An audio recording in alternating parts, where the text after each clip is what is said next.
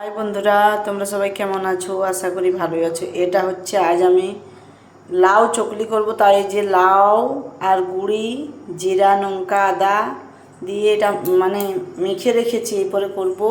আর এইদিকে গ্যাসের চওয়াও চাপিয়ে দিয়েছি। এরপর আমি একটু সরষের তেল এটাই দিয়ে দেব।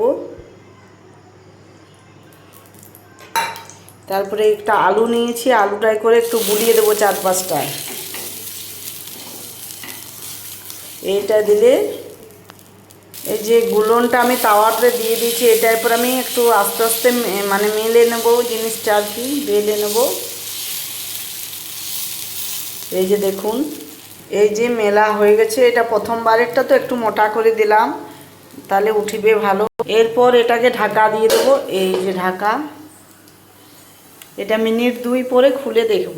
এরপরে মনে হচ্ছে হয়ে গেছে, চাপাটা তুলে নেব। তারপর একটু সরষার তেল দিয়ে চাদরটা লাগিয়ে দেবো, তাহলে এটা আর কি ভাজাটা ভালো হবে।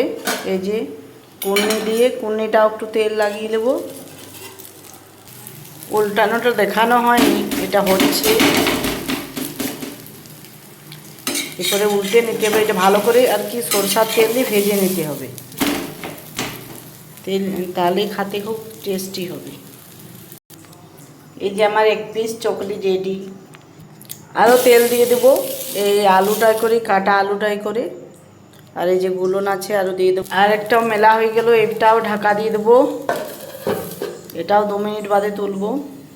দেখুন তোলাটাও খুব সহজে, 4-5টা তোলার আগে তেল দিয়ে দিতে হবে। দিয়ে আস্তে আস্তে এরকম কুড়িটা ভিতরে দিয়ে করে এই উল্টে দিতে হবে। এই যে আবারও হয়ে গেল, এটাও রেখে দেবো।